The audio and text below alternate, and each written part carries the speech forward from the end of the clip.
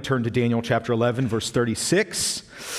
We are going there for the last time, and it's about the end times. And some of you have probably been thinking, well, it's about time. We've been in Babylon in exile since September, and you're ready to be back in Hickory 2023. You've been eating some Persian and Greek food, and you want some Southern barbecue. And I understand. We'll get there eventually, but we do have one last time to spend with Daniel, looking back on his life. And as I was thinking about that this week, a verse came to my mind when I'm looking at the end of Daniel. And if you've read through it in advance, maybe there's a theme that you heard repeated that emerged about the end of the age, the end of time, the end of a story, the end of a king.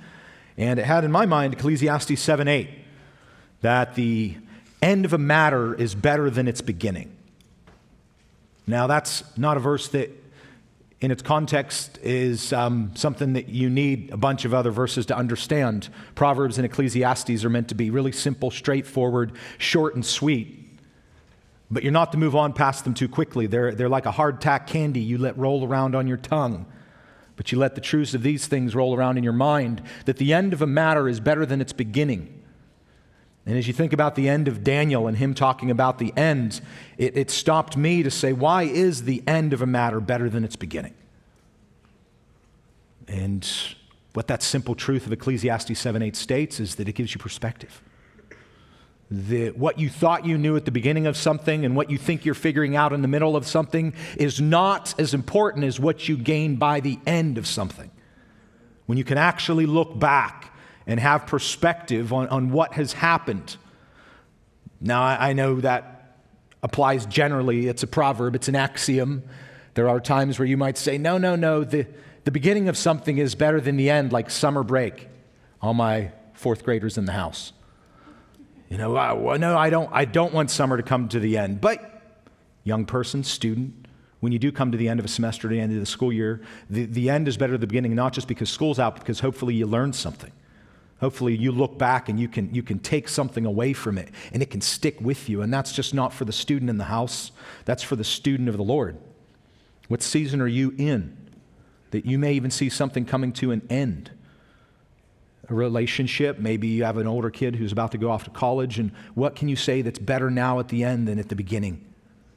And that you can, if you just stopped and asked the Lord, what are you trying to teach me here? What are you trying to show me here? He would have something that he could teach you and show you so that you can say, man, I'm glad I went through all of that because now I have perspective. A perspective that you only get having come to the end, not in the middle and definitely not at the beginning. And so here we are at the end of Daniel. Apologies to those who are coming in at the end. Looks like you just got to go back and listen to the 400 sermons I've already preached on it. 17 if you're keeping tabs. Let's read Daniel 11:36 through 12:13.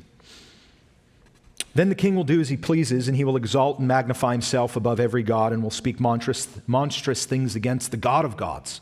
And he will prosper until the indignation is finished, for that which is decreed will be done.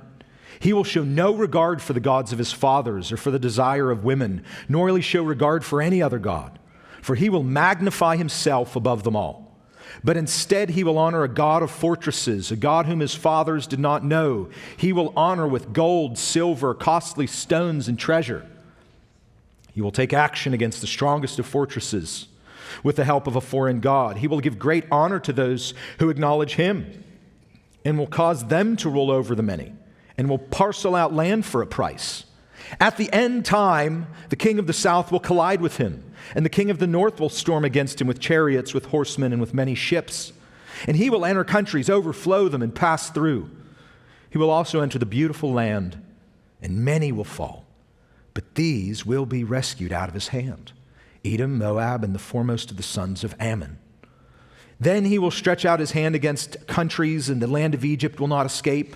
He will gain control over the hidden treasures of gold and silver, and over all the precious things of Egypt, and Libyans and Ethiopians at his heels. But rumors from the east and from the north will disturb him, and he will go forth with great wrath to destroy and annihilate many. He will pitch the tents of his royal pavilion between the seas and the beautiful holy mountain. Yet he will come to his end, and no one will help him.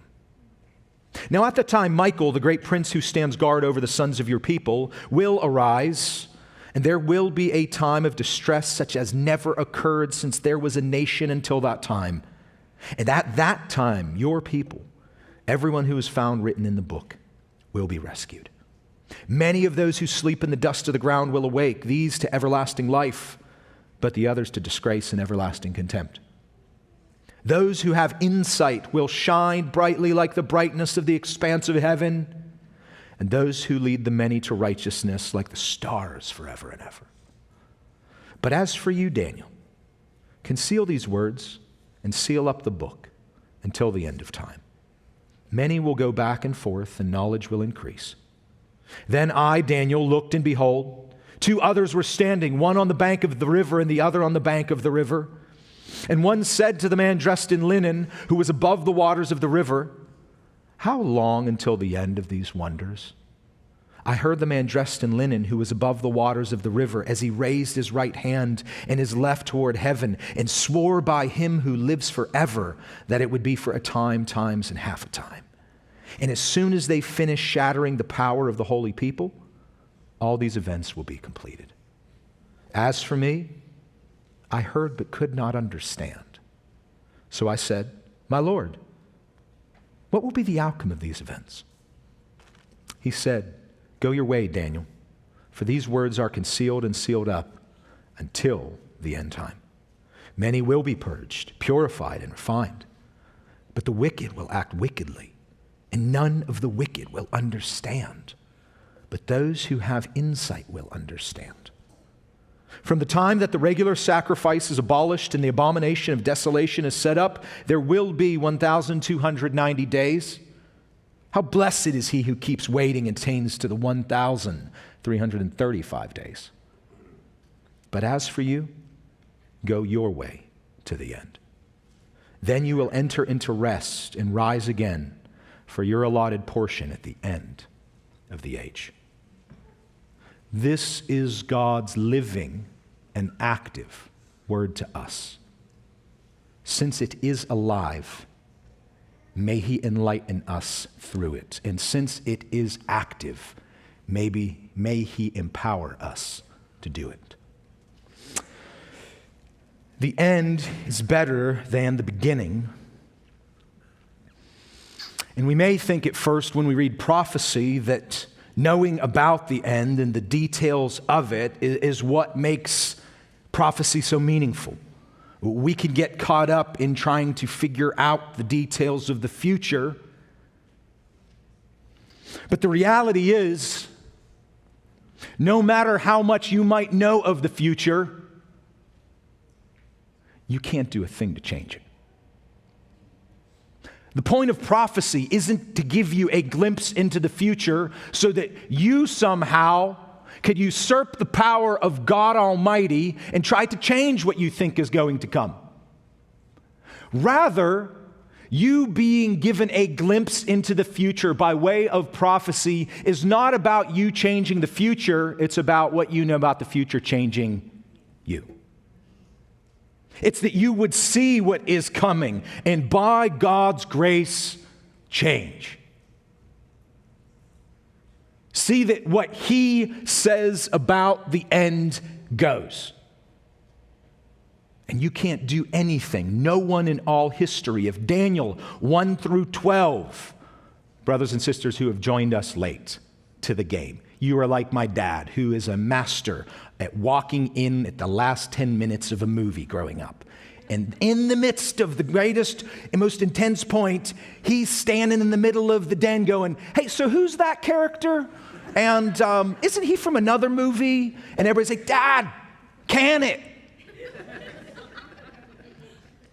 Well, so one of us would have to hit pause and go, "Listen, Dad, okay, here's how the thing went down," and give a 30-second recap.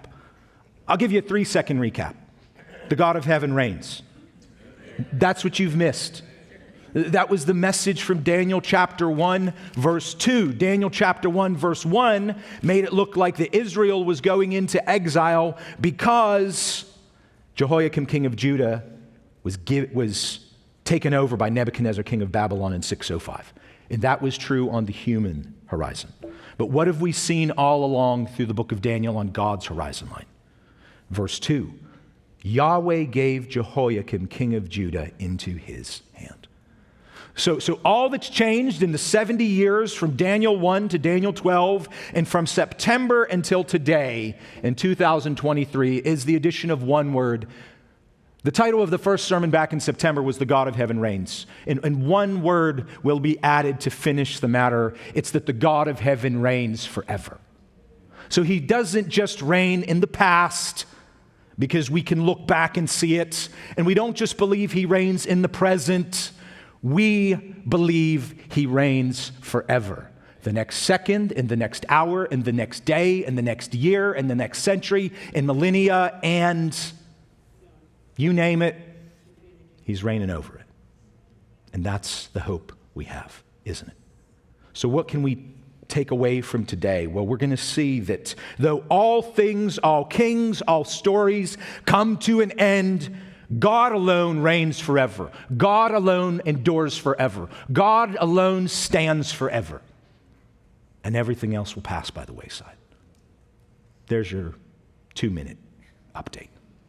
So let's first see that God's forever reign stands against the reign of a last king.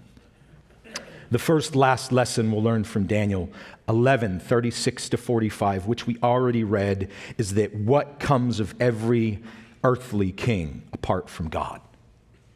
They come to an end. These 10 verses, if you were here last week, you saw they seem to flow seamlessly from verses 21 to 35. And we saw last week that 21 to 35, God with 100% accuracy called the shots in Antiochus Epiphanes IV, his life. His 11 good years of, as in on an earthly level of a king, from 175 to 164 BC. Daniel, 300 years prior, is calling the shots on what's becoming of Antiochus Epiphanes IV. And you can go back and you can, as I said, measure verses 21 to 35 against Wikipedia and see all the names of the Ptolemies and the Seleucids and the back and forth of trying to come against this king, and yet he stood until he didn't, until he came to his end.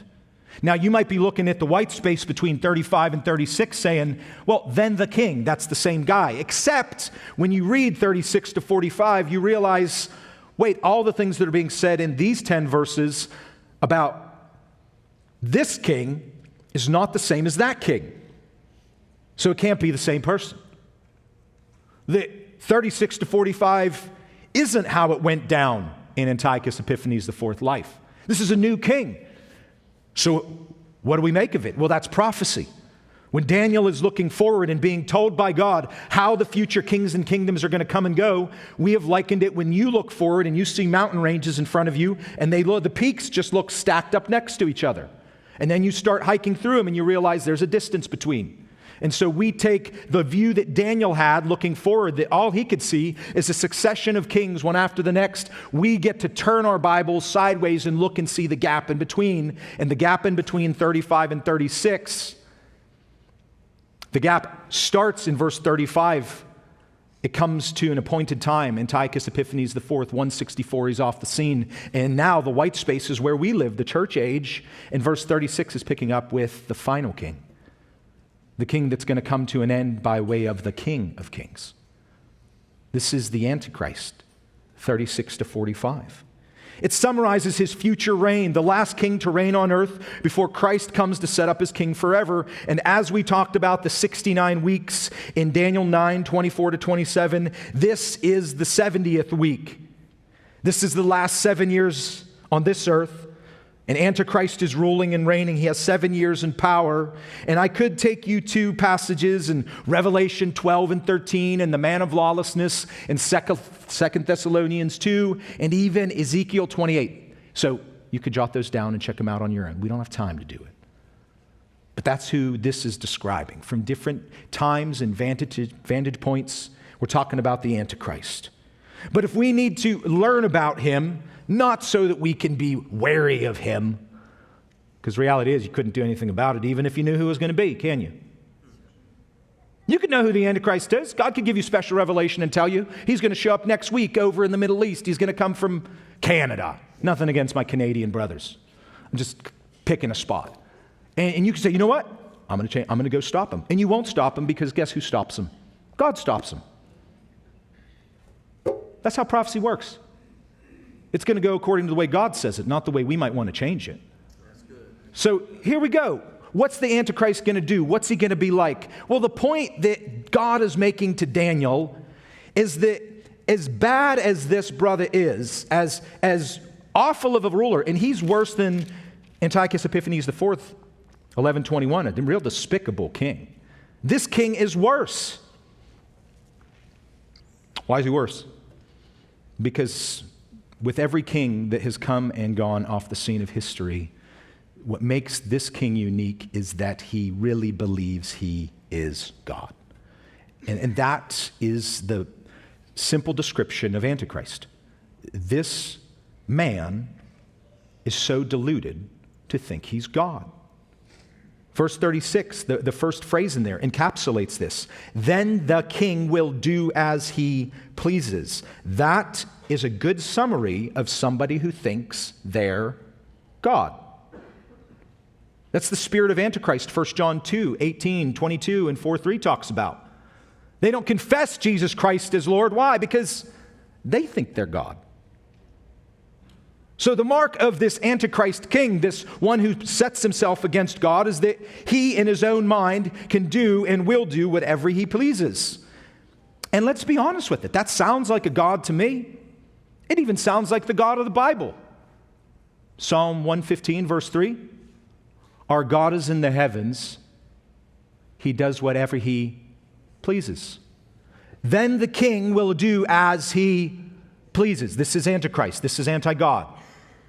This is one who thinks he can go and do, and it says he will do as he pleases.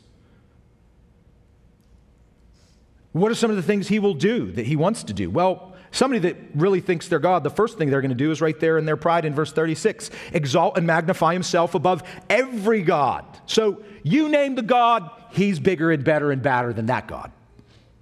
That's Antichrist. You can't come up with a God that he can't. Not to go too down into the daily lives of ours, but the Johnny one-upper, you're telling a story and he's got what? Something bigger that he's done. You did this thing good, he's got a story that tops you. You can never out-top him because he has arrived and you need to bask in the glory of his life. You meet people like that. There's nothing you can teach them they don't know. There's no experience that you have had that they haven't had, a more interesting one. So this guy outdoes them all. He exalts and magnifies himself above every God. There's his pride. But he's not just prideful, he's what? Blasphemous. He will speak monstrous things against the God of gods, Yahweh.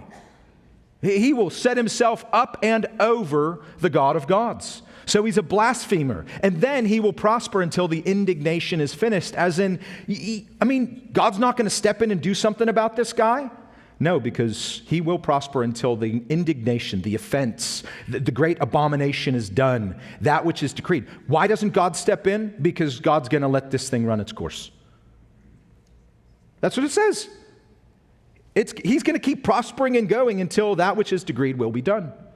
So verse 36 just gives you a really good summary of that entire section on Antichrist. He's prideful, he's blasphemous, and he will prosper. How particularly will he do this? Verse 37, he is so self-centered, self-worshiping. He shows no regard for anybody else's gods, even the gods of his own fathers, or for the desire of women.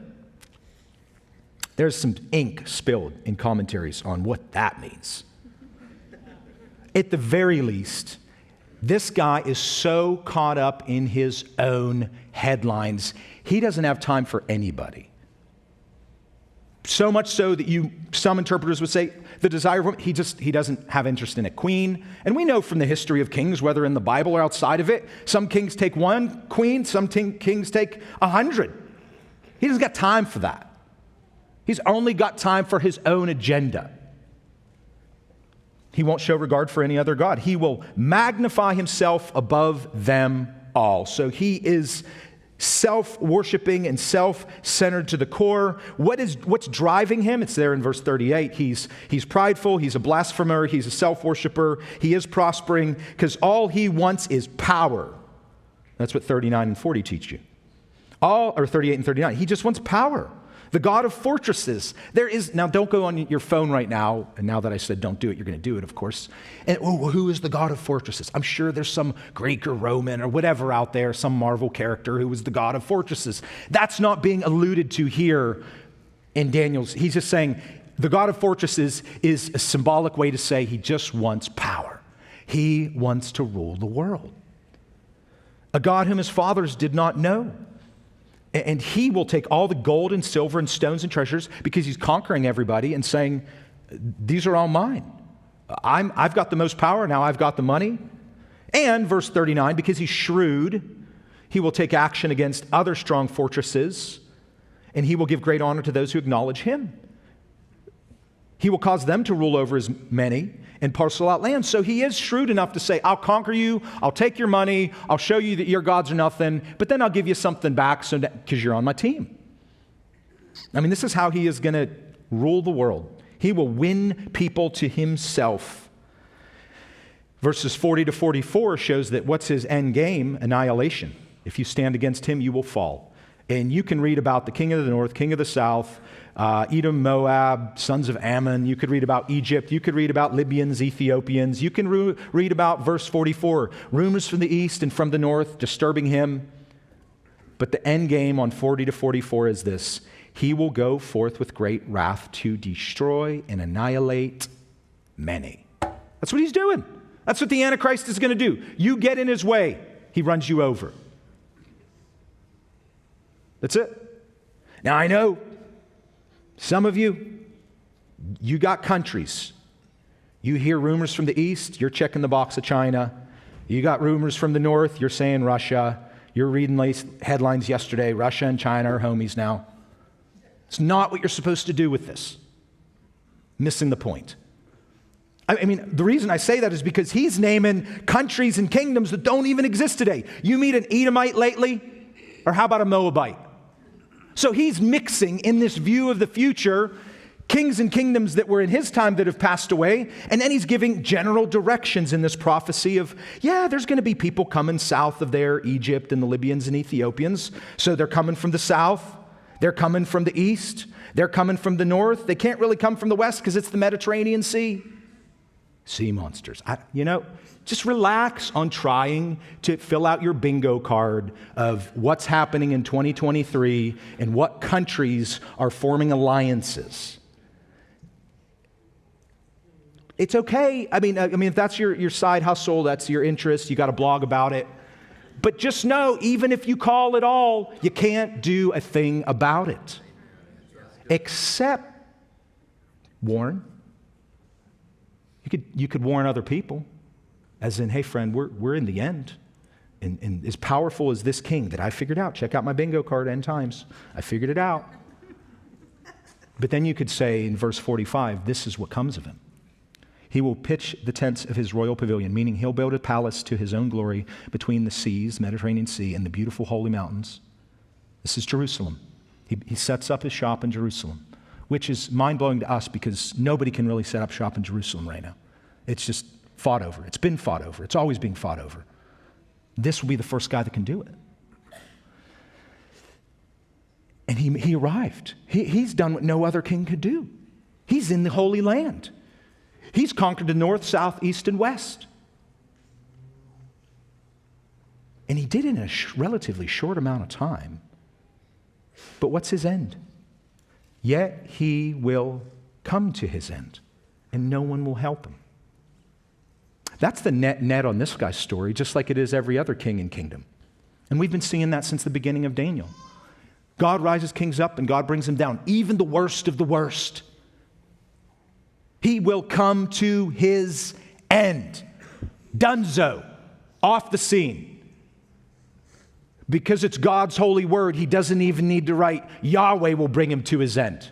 God just says, no, this is my story I'm unfolding. He comes to an end when I say he comes to an end. And he has no way to resist it. He has no way to stop it. What was interesting for me, I remember going back, and what caught my attention in my version, I got the NAS. Those of you that have the ESV, it'll differ. How many the king will do. He will exalt. He will speak monstrous things. He will prosper until the indignation. He will show no regard for gods. He will show no regard for any other god. He will magnify himself. He will honor a God of fortresses. He will honor him. He will. Your version, he shall. And just unloads all the way until the most important he will. The only one that matters in your life and in mine and in everyone's. He will come to his end. That's the he will that matters. That's the he shall that matters. That's what we should be putting our time and attention to studying. Because when we study that he will and that he shall, we learn. The end is better than the beginning. Don't believe the hype. You've got a guy who in 7 years seems like he can do whatever he pleases, and he does until he doesn't when God says he's done. So, I have a question for you this morning. Is there a spirit of Antichrist in you? I wonder if you've been asked that in church before. I wonder if that would offend. What's the spirit of Antichrist? It's your pride.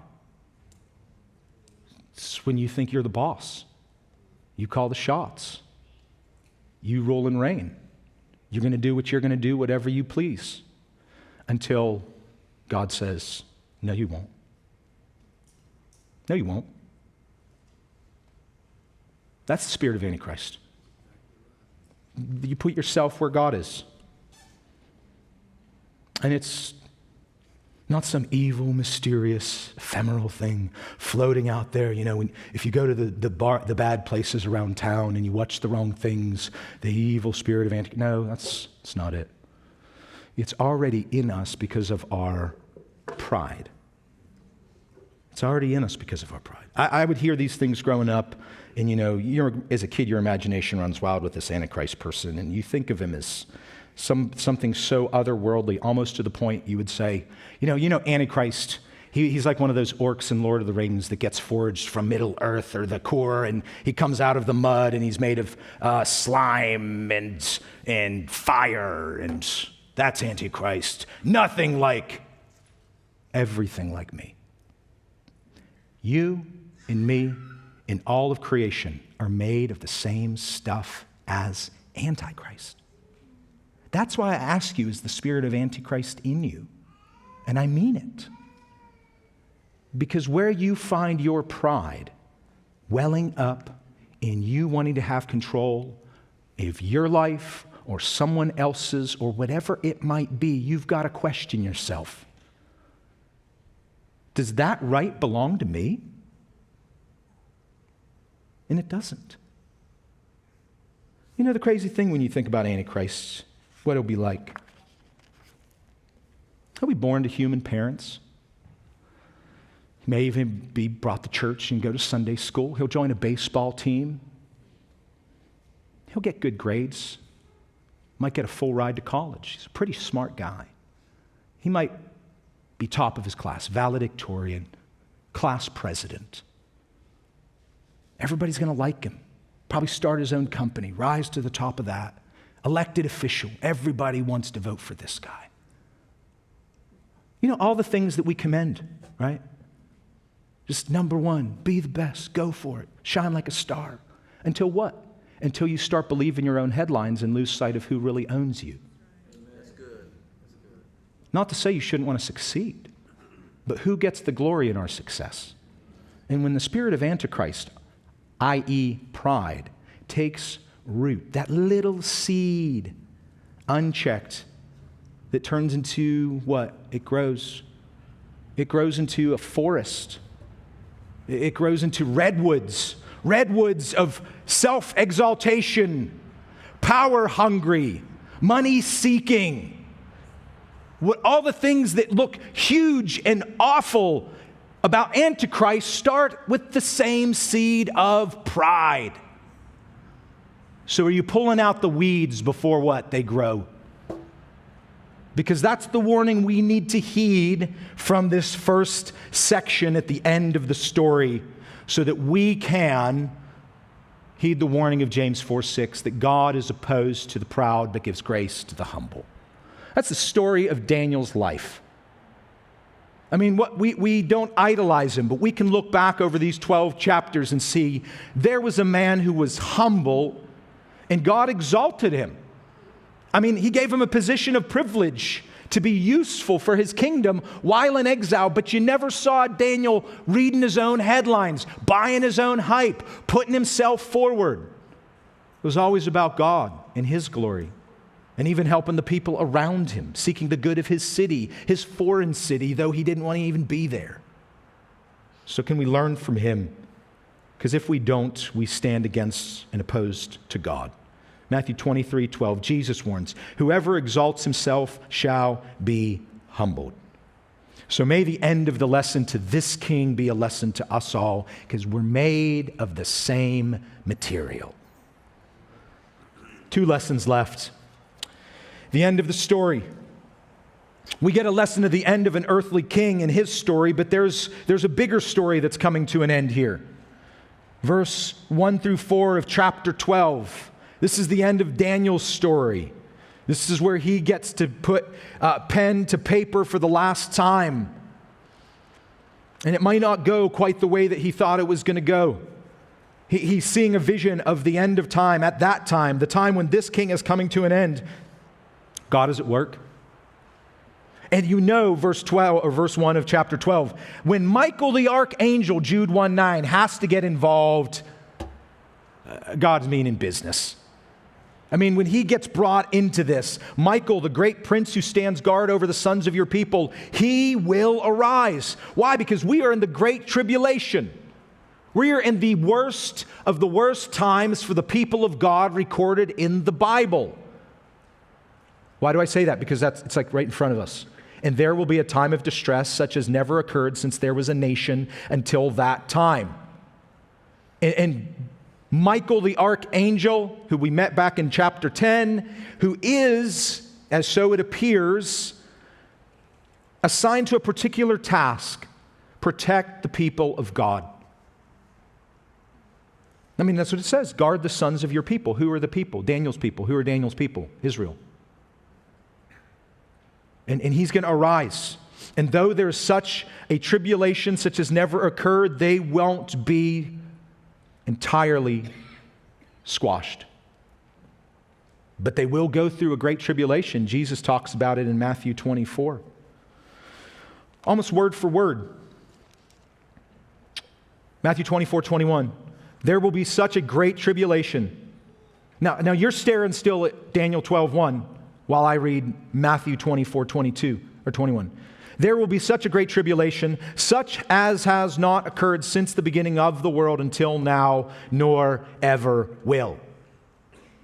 Unless those days of great tribulation were cut short, no life would have been saved. But for the sake of the elect, God's children, those days will be cut short. Jesus and Daniel are talking about the same time. This time hasn't been seen before. It's the worst of the worst times. And I mentioned before, go read Revelation chapters 6 through 19. Your people will go through that persecution, but everyone who is found written in the book will be rescued. There's the hope. If they're in the book, what book? We've talked about the book before, God's book, the book of life. They'll be rescued. They'll make it through. And that doesn't mean they'll make it through even living. Look, many of those who sleep in the dust of the ground will awake, those to everlasting life. Now, this is where Daniel's mind had to be like, he was tracking. He has seen, God has made it clear throughout Daniel 7 all the way to 12 and all the visions given to him, God's people will go through suffering all the way till the end. But he gets a promise here right at the end of the end that he's never been given before. How about this? Many of those who sleep in the dust of the ground will awake, these to everlasting life. but the others to disgrace and everlasting contempt. Daniel gets the privilege and the promise of the resurrection. It's not all over your Old Testament. This isn't something that everybody, oh yeah, we're just cool to cruise through affliction and suffering because, from the beginning of the Old Testament, there's this idea of, no. Daniel's one of the few times here in chapter 12, verse 2, where he's told there are those, God's people, who will awake to everlasting life. And then there's also the warning, there are those who will awake to everlasting contempt. What a promise. Talk about God saving the best for last. Because when you really run in your own mind, in your own thinking, when you run suffering in this life and affliction you face to its logical conclusion, and you're told to persevere, and you're told to hold on to hope, but you can't quite say, well, that means that I'll never have to suffer ultimately, and, I won't go down in flames or whatever it might be. No. That could happen to you. Blessed are those who are persecuted for my name's sake, Jesus says. So the only logical conclusion you can run a hope or a promise of God to you through suffering and affliction, like Daniel is being told, is if there's something even after death. That though I die, I will rise.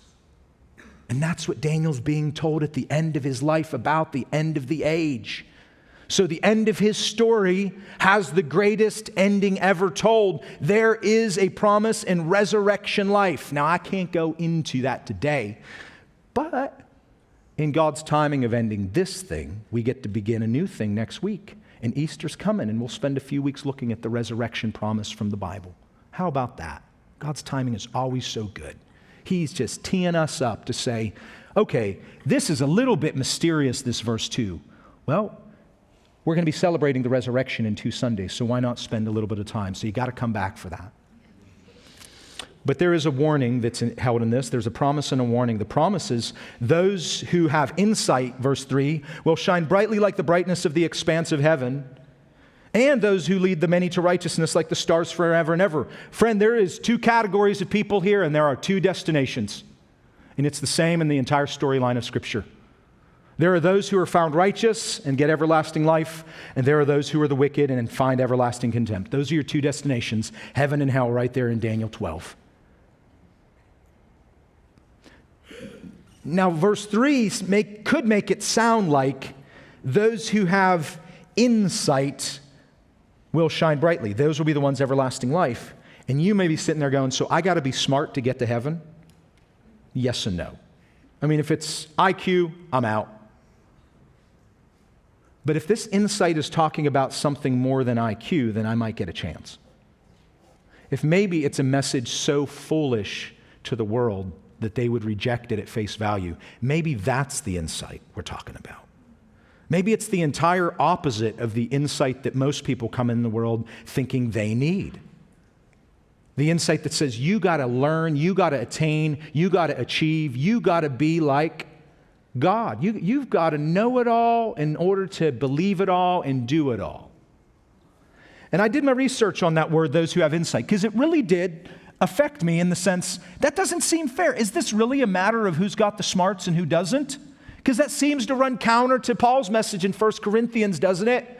God didn't choose the noble. God didn't choose the mighty. God didn't choose the wise. But He chose the foolish things to shame those who think they're wise, and the weak things to shame those who think it's about being strong. But I'm looking at that going, well, let's do some research. So I just usually start with a word study, and I say, where else does that word insight show up in my Bible? You know where the first place it shows up? Genesis 3. Genesis 3 is where we hear about insight that was offered to a person. And they took the bait. Satan comes in the disguise of a snake to offer to Eve insight that she wasn't meant to have. When the woman saw that the tree was good for food and that it was a delight to the eyes and that the tree was desirable to make one wise, It's the same word here in Daniel 12:3. Just the liberty of a translator is to take that word and say, I think I'm going to call it wise there, but I'm going to use insight over here. But it's the same word. Those who have wisdom will shine brightly like the brightness of the expanse of heavens. What did Satan deceive Eve with? Hey, when you eat this food, you'll get insight, wisdom that belongs to God, that'll make you like God. So follow the trail. The same issue that was for Adam and Eve in the garden is the same one for us today. Satan wants to offer you wisdom of the world. Appeal to your pride. Some of you that aren't in Christ to hear this morning, that message is just so old and dated. How could I possibly believe talking snakes in a garden? And Daniel having visions of an angel. Fundamentalists, heads in the sand. I'm smarter than that. You took the bait. See, there's two things you're offered. One is somebody who says, you want to be like God? You want to have all the wisdom? You want to have all the insight? Take and eat. And there's another who says, you want forgiveness? You want eternal life? You want your sins removed and my righteousness given to you? Take and eat. And that's the choice you face if you're not in Christ today. And the enemy wants to continue to barrage you with the wisdom of the world, your own thinking, your own smarts, your own IQ. Take and eat. It's desirable to make you wise. Don't give in to that foolish message of the Christian faith. And then there's Christ saying, unless you eat of my body, unless you drink of my blood, you have no part of me. Because that reduces us down to what? Humble recipients who see that there is nothing good in me. There's nothing that I know. There's nothing I can learn. There's nothing I can do to be forgiven apart from what God has already done for me in His Son, Jesus Christ. So take and eat today. He offers you both. Do you want to continue to trust in your own wisdom, the wisdom of the world, the wisdom that says this is a foolish message? You know it is in the world's eyes. But the great divide in eternity is going to be those who go to everlasting life, who said, I want that wisdom from above. I don't want the illusion of the wisdom of the world. I want the incarnation of the wisdom from heaven. And that was Jesus Christ, who came in the flesh, who lived a perfect life, who laid down His own life so that yours could be forgiven, and was killed, but rose again 3 days later to show, to prove the power of the resurrection, that death has lost and sin's punishment has been removed for those who trust in Him by faith. That's the good news of the gospel. Do you believe it today? Are you humble enough to receive it? Or are you trusting in yourself? That's the end of the story for Daniel. Look at verse 4. As for you, Daniel, conceal these words and seal up the book until the end of time. Imagine that cliffhanger. Now look at that. This is how it's all going to end. Stars shining in the sky forever. Others going to everlasting destruction. All right. Story's up. Conceal it, seal it, till the end of time. But that's all God had for Daniel to know. He just took him right to the end. I mean, showed him how bad it's going to be and showed him the one thing that cuts through all that is the promise of the resurrection. And that's the end of the story for Daniel. But as we move to the end of the age, the last 8 verses or 9 verses, you have the end of the age. You had Daniel being told, hey, you've written enough. This was called 5 to 13, kind of a postscript, the end of the age. So Daniel looks and beholds in verses 5 to 7, he sees these two angels standing on opposite sides of a river, and he's seen something like this before, and he is listening in on their conversation. These angels are longing to look into and understand, as it says angels did, these things that are beyond their understanding. Verse 7, so the one man says to the other, verse 6, sorry, how long will it be until the end of these wonders? I mean, these angelic beings are looking into the future, and they see this cataclysmic war. They see this war for the ages. They see Michael and the powers that be with him going against Satan's, and they're like, how long is this going to go on? So the one man says to the other, I mean, this is, if you're ever going to testify, you don't just raise your right hand. He raises his right and his left. And he swears by him who lives forever. He swears by the God of heaven that this would go on for a time, times, and half a time. And what's going to happen in this time, times, and half a time, which we saw back in Daniel 7:25, and validated by 9:27, the middle of the 70th year, 7 years, 3.5 years, time, a year, times 2 years and half a time, 3.5 years. At that time, here's how bad it is. As soon as they who, the persecutors, finish shattering the power of the holy people, all these events will be completed. Notice it doesn't say the holy people are wiped out, but the power of the holy people, as in God's people, making it through this tribulation period, they will be reduced to absolute abandonment of any hope and power of their own. Which is a warning, isn't it? That some people need it to get that bad to finally what? Bow the knee. I mean, Zechariah says it. Those who crucified him will finally look on the one they crucified and confess Jesus as Messiah. It had to get that bad for these holy people to finally see that they've come to the end of themselves. And Daniel, I mean, this reminder of how bad it's going to be at this ending of time, what is Daniel's response? Verse 8, I heard it, but could not understand it. I mean, I know that's some of y'all's life verse when you listen to me preach. You hear it, but you can't understand it. And so he says, okay, I get it's going to be this bad, but what comes on the other side of it? What's the outcome of this? Will any of them make it through? Or God, are you just letting things spin out of control? That's Daniel's question. And God in his grace gives him, he had one more question, so he gets one more answer. The angel says, go your way, Daniel. But I will tell you this, many will be purged, purified, and refined. So what's the purpose of God's people, God's holy ones going through this suffering in the end? He is doing what? He's purifying for himself a people. His people, Israel, that have rejected him for all ages.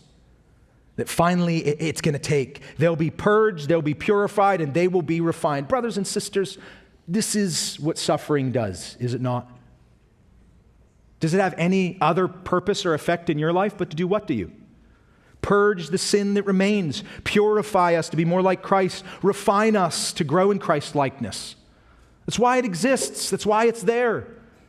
It's not an end in and of itself, suffering. It's to make us more like Christ, and it's going to make these holy ones at the end finally look to Christ. But yet the wicked will go on acting wickedly because they will not understand. And again, there's that word again, but those who have insight will understand. Those who have the wisdom from above, they'll get it. They'll put it together.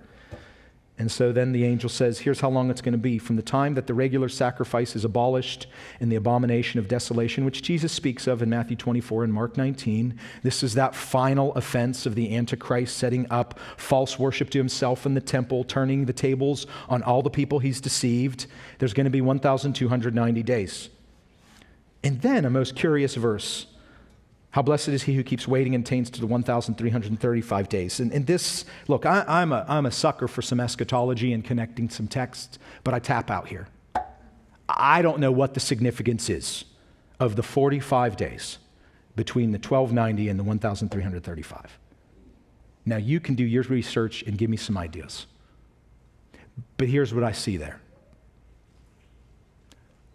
That God knows the details, down to the day. What does he require of his people? Perseverance. That all I see God say, I know he's saying more, but now I'm life verse in verse 8. I heard but could not understand.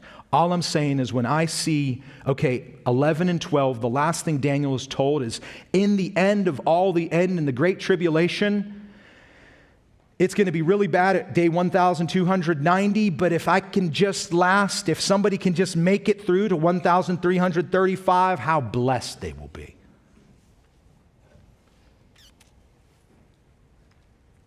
God's not shooting from the hip, is he?